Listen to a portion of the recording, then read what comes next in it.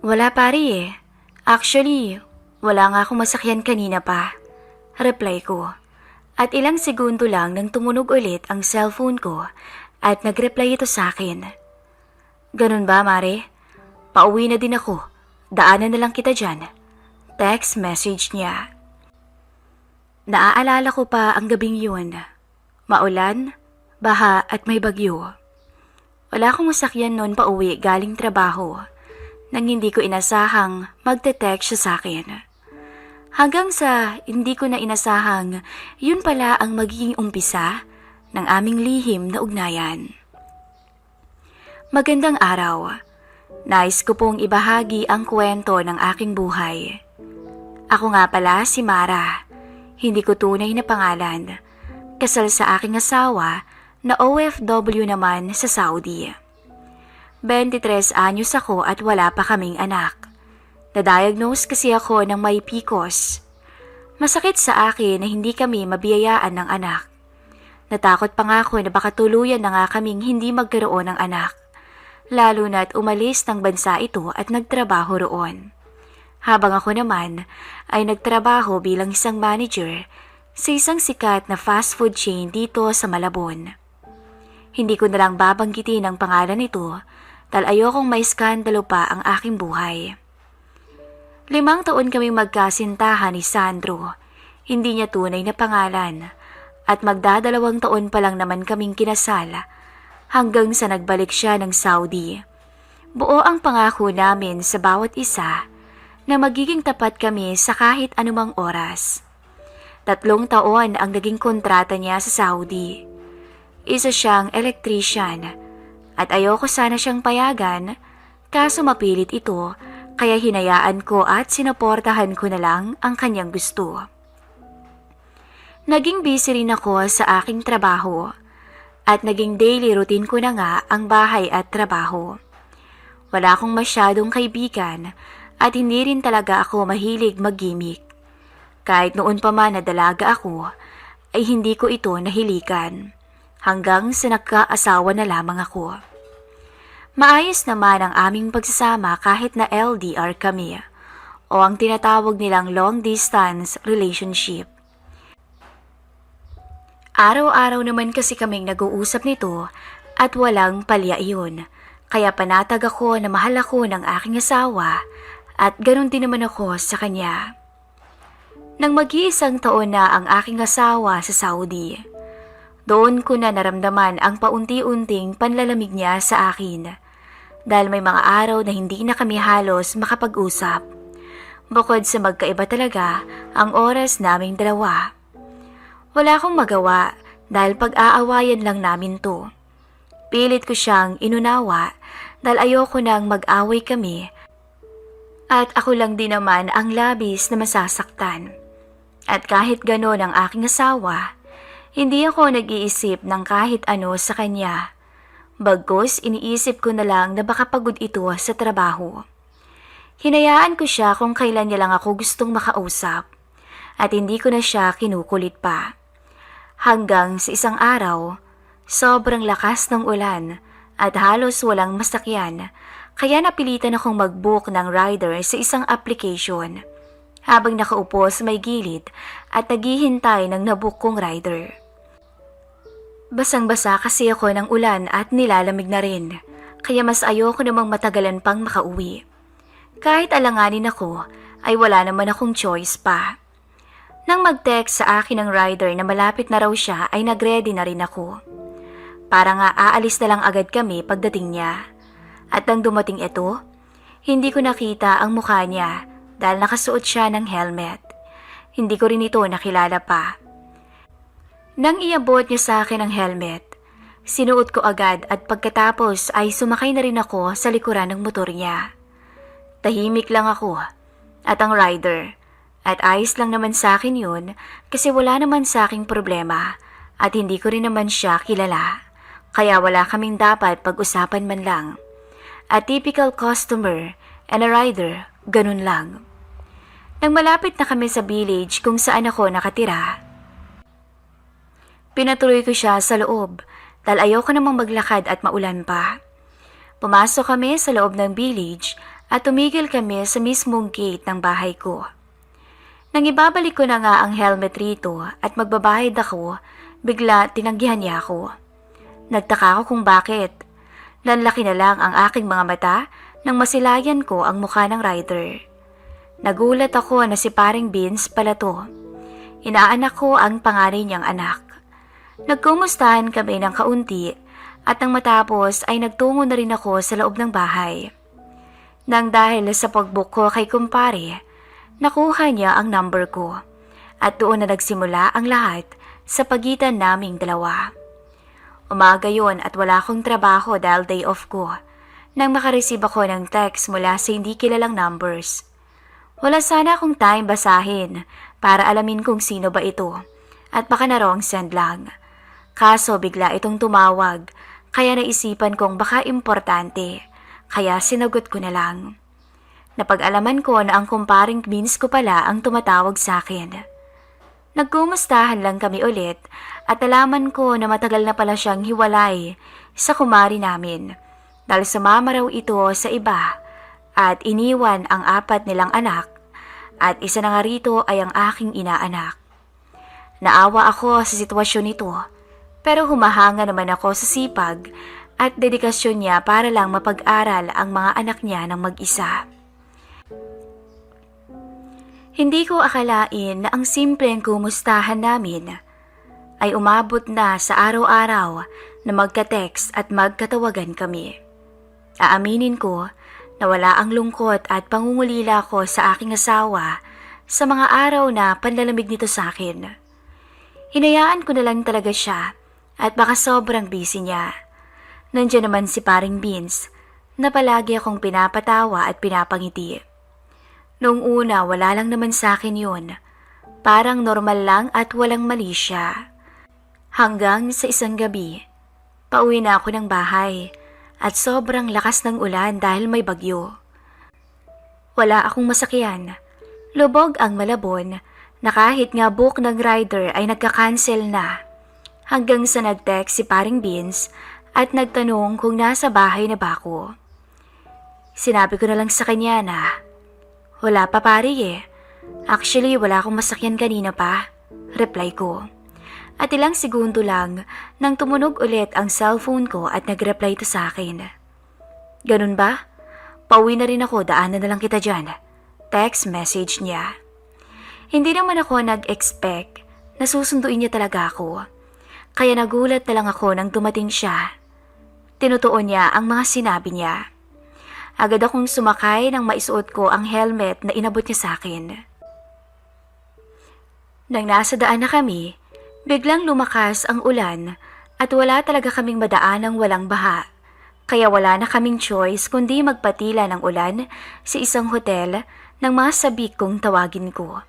Para sa akin, wala lang naman to dahil hiwalay naman na room ang kukunin namin. Nang pumasok na kami sa loob, nagulantang ako sa dami ng taong stranded at iisa na lang raw ang kwarto na available pero may extra mattress naman. Pumayag na lang ako at sinabi naman nito na sa kama ako at siya sa lapag. Nang magbayad na si kumpare, nahiya ako kasi dapat hati kami pero nag-insist siya na wag na. Hanggang sa napapayag niya ako na siya na talaga ang magbabayad.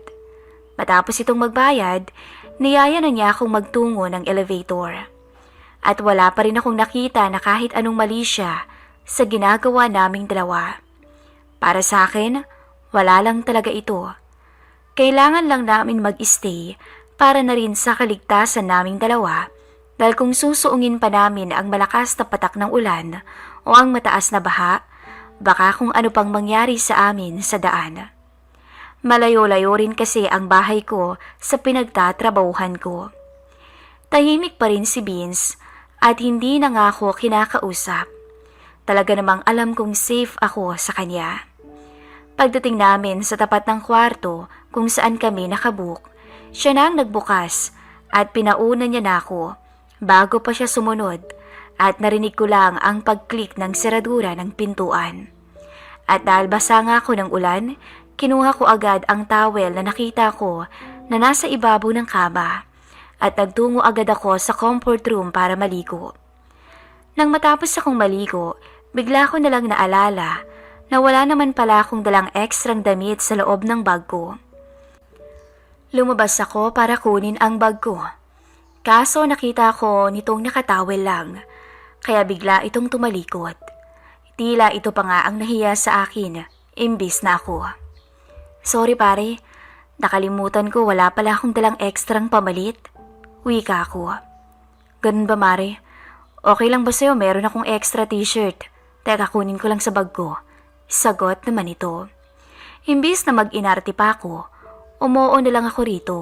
Kaysa naman matulog ako na nakatawel lang, mas nakakailang naman kasi yun. Inabot na nga niya sa akin ang extra t-shirt at agad ko namang sinuot. Mabuti na lang mahaba ito kaya hindi kita ang pambabang underwear ko. Maya-maya, nahiga na ako sa kama at pumikit. Wala akong kalakas-lakas dahil pagod na pagod ako buong maghapon. Sobrang dami ng tao kanina kaya ang hirap magpahinga. Ayoko namang pabayaan ang mga staff ko sa trabaho. Nang malimpungatan ako at ibinukas ang aking mga mata, nagulat ako na wala akong makita kahit ni isang liwanag. Sa katulad kong may takot sa dilim, natakot ako kaya napababa ako bigla sa baba. Doon ko naabala ang tulog ni Vince. Tinanong niya ako kung okay lang nga ba ako at sinabi ko namang oo. At dahil sa takot, hindi na muna ako umalis sa tabi nito hanggang sa kumidlat ng malakas. At natakot ako, kaya napayakap na lang ako sa kanya nang hindi ko sinasadya.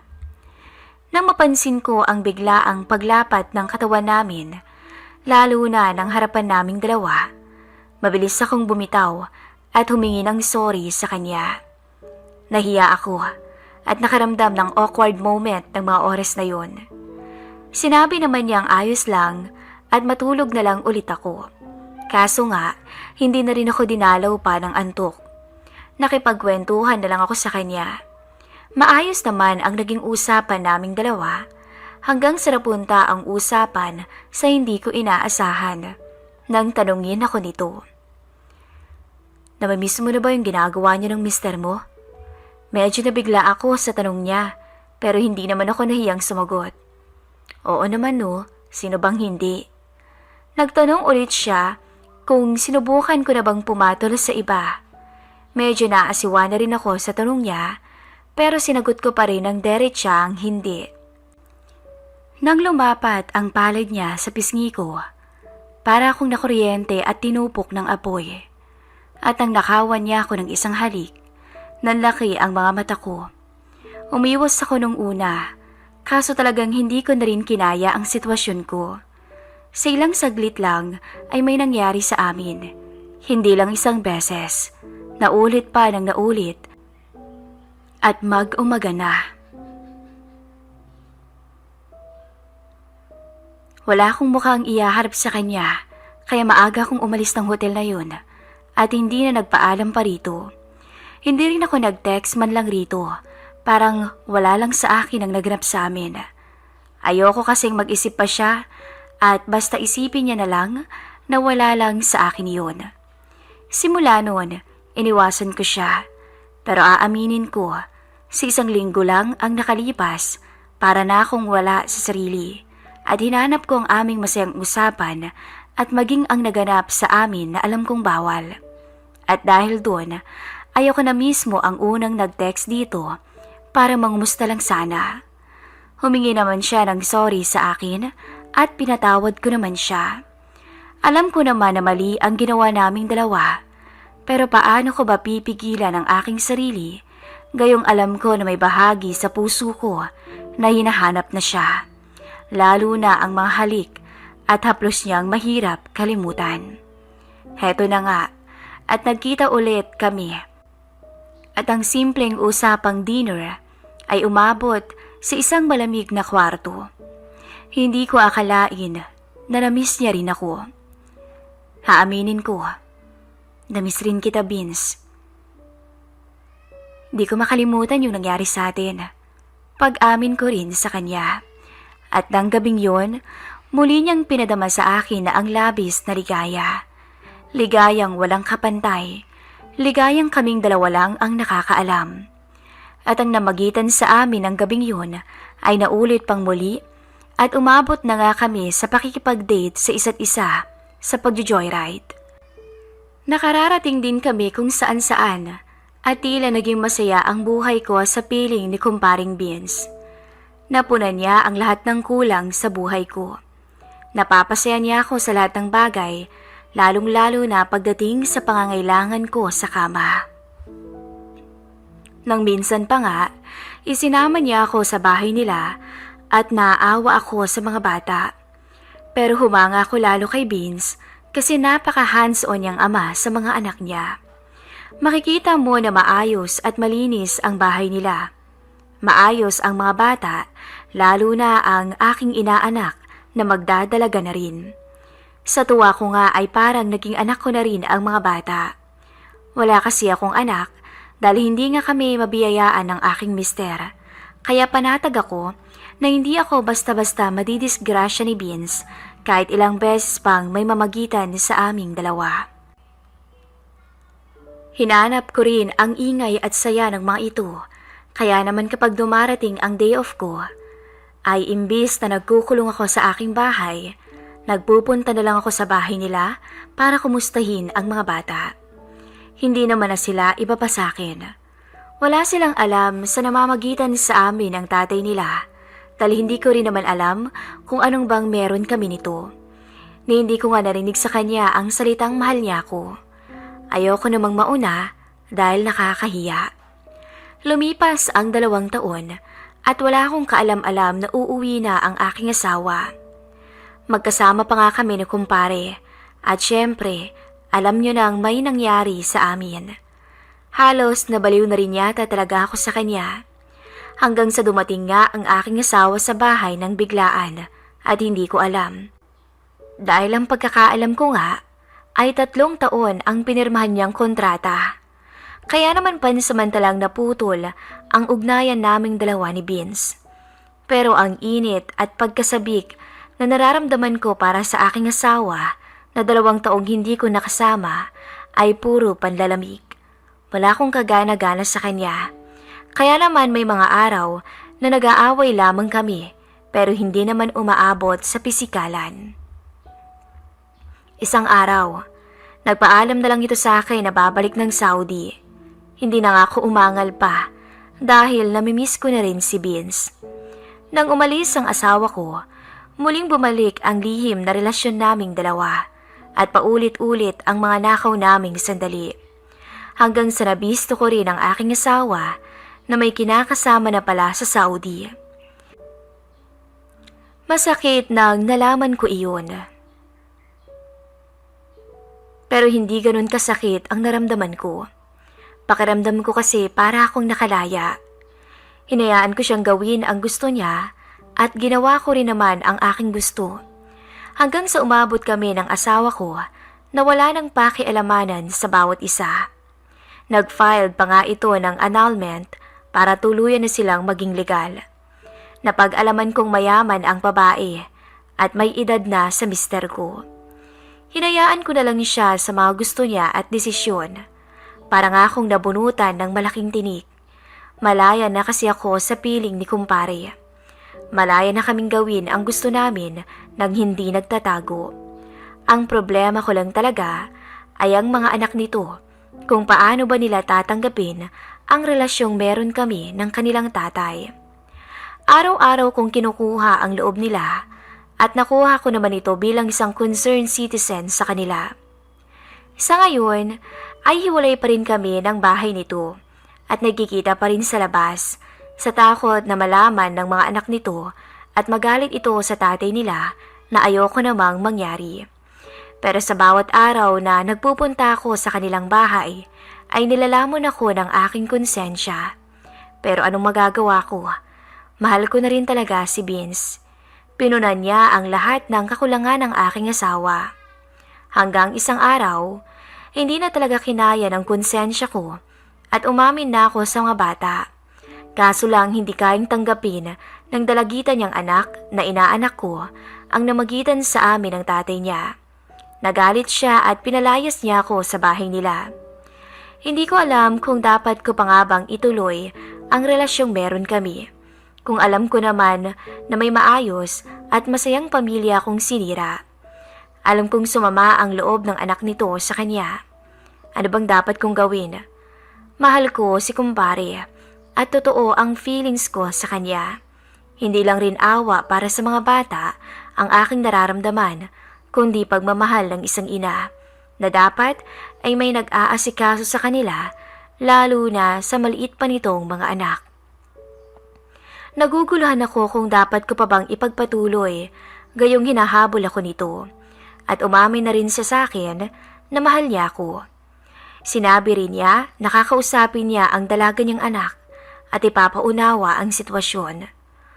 Gustuhin ko mang umasa sa mga pangako niya sa akin, pero lamang pa rin ang konsensya ko.